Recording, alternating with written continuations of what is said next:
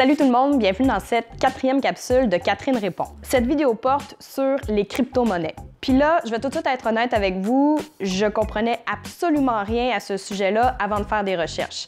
J'arrêtais pas d'entendre parler du Bitcoin, je savais que c'était un sujet d'actualité super pertinent, mais j'avais aucune connaissance là-dessus. Alors je suis vraiment contente que Pierre-Luc Poisson m'ait posé une question sur les crypto-monnaies. Plus précisément, ce que Pierre-Luc aimerait savoir, c'est si un jour la crypto-monnaie va remplacer la monnaie conventionnelle et si oui, quelles en seraient les conséquences pour les banques et les gouvernements. Pour m'aider à répondre, j'ai fait appel à quelqu'un qui commence à s'y connaître pas mal en crypto-monnaie, le journaliste économique Gérald Filion. Mais rassurez-vous, je vais commencer par vous dire c'est quoi une crypto-monnaie, puis je vais vraiment prendre le temps de vous expliquer comment ça fonctionne, la fameuse blockchain dont on n'arrête pas d'entendre parler.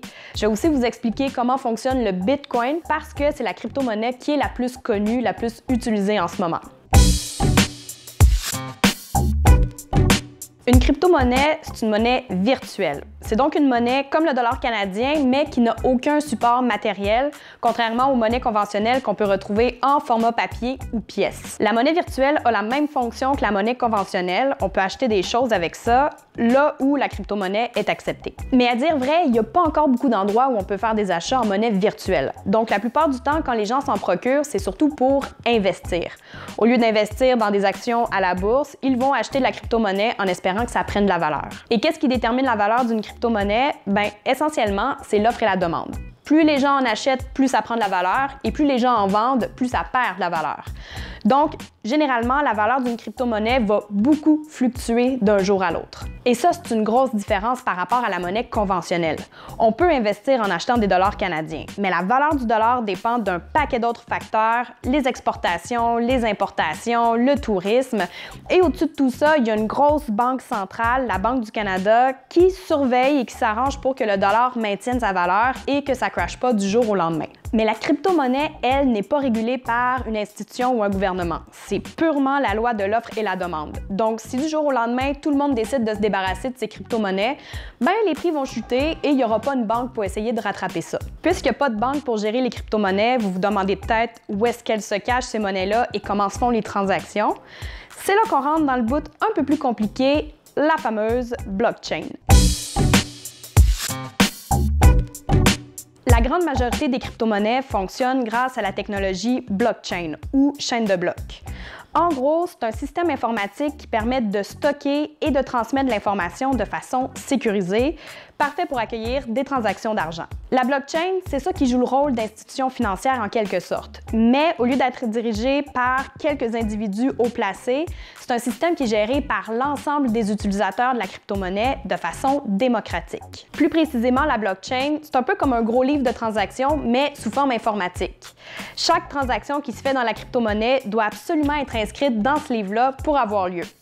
Et, fait intéressant, on est capable de suivre la trace de chaque unité, de chaque Bitcoin par exemple, de transaction en transaction. Mais il n'existe pas un seul gros livre central. Chaque utilisateur de la crypto-monnaie a sa propre copie du livre de transaction et est responsable de le mettre à jour au fur et à mesure qu'il y a de nouvelles transactions. Par exemple, si je décide de donner 10 Bitcoins à Guillaume, j'envoie le message à tous ceux qui font partie du réseau Bitcoin. Je donne 10 Bitcoins à Guillaume! Et tout le monde doit alors inscrire la transaction dans sa copie du livre. Mais là, qu'est-ce qui arrive si quelqu'un oublie d'inscrire la transaction dans son livre? Ou si quelqu'un décide d'inventer une transaction et de la mettre dans sa copie du livre? Guillaume donne 10 000 bitcoins à Catherine. C'est là que la démocratie entre en jeu. La version officielle du livre de transaction, c'est celle qui est détenue par la majorité des utilisateurs. Donc, pour que ma fausse transaction passe et devienne officielle, il faudrait que je convainque 51% des utilisateurs de l'inscrire dans leur copie du livre de transaction, ce qui risque pas d'arriver. La technologie blockchain, c'est ça qui rend les crypto-monnaies aussi révolutionnaires. C'est un système qui marche par consensus des utilisateurs et qui, en plus, est très sécuritaire. Et pour vous l'expliquer plus en détail, je vais utiliser l'exemple de la crypto-monnaie qui est la plus connue et la plus utilisée à ce jour, le Bitcoin. Quand on veut faire une transaction, on envoie un message dans l'ensemble du réseau des utilisateurs du Bitcoin pour dire, par exemple, que Catherine donne 10 Bitcoins à Guillaume. En fait, depuis tantôt, je parle de Catherine et Guillaume, mais sachez que toutes les transactions se font anonymement. On va plutôt dire tel compte Bitcoin donne 10 Bitcoins à tel autre compte. Une fois ma transaction envoyée dans le réseau, les autres utilisateurs vont la vérifier pour s'assurer qu'elle provient bien de mon compte Bitcoin et que c'est pas quelqu'un d'autre qui essaie de dépenser mon argent. Ils vont aussi vérifier que je possède bien les Bitcoins que j'essaie de dépenser. Facile à faire puisque, je vous le rappelle, on peut suivre la trace de chaque Bitcoin créé. Une fois que ça c'est fait, est-ce que Guillaume va recevoir immédiatement ses 10 Bitcoins? Non, parce que pour être ajouté à la blockchain, donc devenir officiel, ma transaction doit d'abord être minée par des mineurs. Ma transaction avec Guillaume se retrouve dans une sorte de bassin virtuel de transactions en attente d'être minées. Un mineur, c'est un utilisateur du réseau qui se porte volontaire pour miner des transactions. Et comment on fait pour miner des transactions? Il faut résoudre une énigme mathématique très complexe qui demande des ordinateurs très puissants, capables de faire une grande quantité de calculs dans le moins de temps possible. La réponse à l'énigme, dans le fond, c'est une série de chiffres et de lettres. Et lorsqu'elle est trouvée, elle devient le numéro d'identification du groupe de transactions qui vient d'être miné. Ces transactions-là peuvent alors être envoyées dans la blockchain pour former un nouveau bloc et Guillaume va enfin recevoir ses 10 Bitcoins. Dans le fond, quand on envoie un nouveau bloc dans la blockchain, c'est un peu comme si on ajoutait une nouvelle page dans le livre de transactions. Il peut y avoir plusieurs mineurs qui tentent de miner les mêmes transactions. Le premier qui trouve la réponse à l'énigme gagne le droit d'envoyer un nouveau bloc dans la blockchain. Les mineurs qui ont trouvé la réponse reçoivent en récompense des Bitcoins et c'est d'ailleurs la seule façon de créer de nouveaux Bitcoins dans le système. Plus il y a de nouveaux Bitcoins créés, plus la récompense donnée aux mineurs diminue parce que le créateur du Bitcoin, dont on ne connaît pas la vraie identité, a décidé que le nombre maximum de Bitcoins qui serait créé serait de 21 millions. Donc, en diminuant la récompense aux mineurs, on ralentit la cadence de production de nouveaux Bitcoins. On estime que la limite de 21 millions sera atteinte quelque part dans les années 2030. Vous vous posez peut-être la même question que je me suis posée. Pourquoi on se casse la tête avec le minage, avec les calculs? À quoi ça sert tout ça? Dites-vous que cette façon de faire, qui s'appelle la preuve de travail, ça permet de tenir éloignés les utilisateurs malveillants.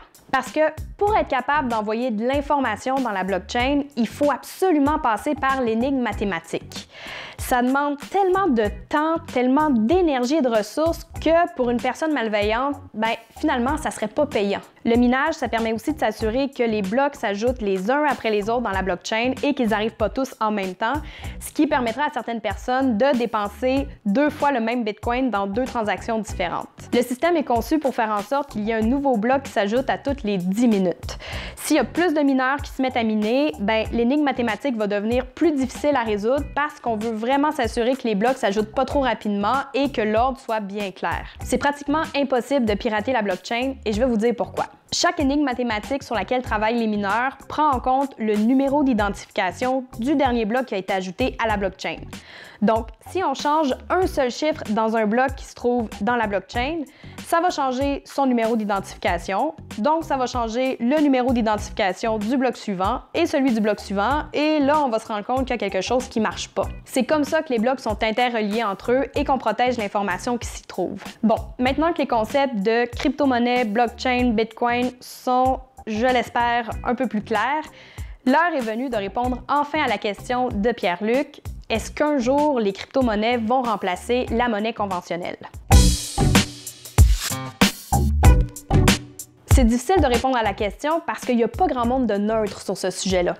Les experts en crypto-monnaie ont tendance à ne jurer que par ça, tandis que si on parle à des économistes qui sont rattachés à des institutions financières, eux, ils voient vraiment pas d'avenir là-dedans. J'ai donc décidé de demander à quelqu'un qui s'intéresse aux crypto-monnaies depuis un petit bout de temps et qui a fait une multitude d'entrevues sur le sujet. J'ai nommé Gérald Filion, mesdames et messieurs. Gérald, à la lumière de tout ce que tu as lu, de tout ce que tu as entendu sur les crypto-monnaies au cours des dernières années, penses-tu qu'un jour, elles vont remplacer la monnaie conventionnelle? Non, mais je pense que les crypto-monnaies, le Bitcoin notamment, ont de l'avenir. Il n'y a pas de doute là-dessus. Il existe toutes sortes de petites monnaies régionales partout dans le monde et il existe de plus en plus de monnaies virtuelles. En ce moment, on le voit pour des pays qui sont en difficulté. On le voit au Zimbabwe, on le voit au Venezuela Les crypto-monnaies, c'est une solution de rechange lorsqu'il y a une hyperinflation dans certains pays. Mais il est difficile d'imaginer que le yen japonais, le dollar canadien, le dollar américain, l'euro, le yuan vont disparaître. Ce sont des monnaies traditionnelles très établies. En fait, ce qui est important, c'est de comprendre que l'avenir des crypto-monnaies repose sur trois choses. Trouver de la stabilité. Il faut que ça arrête la spéculation parce qu'on ne comprend pas où va le Bitcoin et où vont les crypto-monnaies.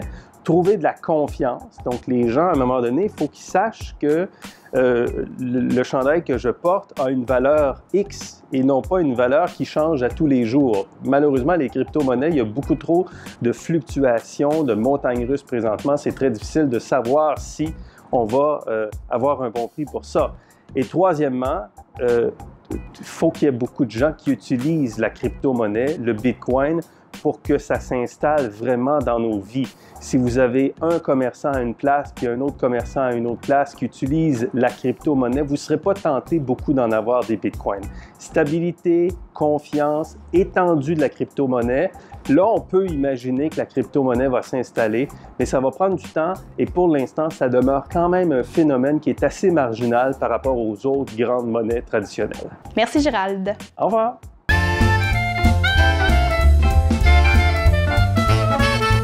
J'espère que mes explications ont été claires. Si vous avez des questions, n'hésitez surtout pas à me les poser. Je vous invite fortement à me poser des questions pour de prochaines capsules. Je vous rappelle que vous trouverez toutes mes sources dans la description de la vidéo. N'oubliez pas de liker la vidéo, de vous abonner et je vous dis à la prochaine.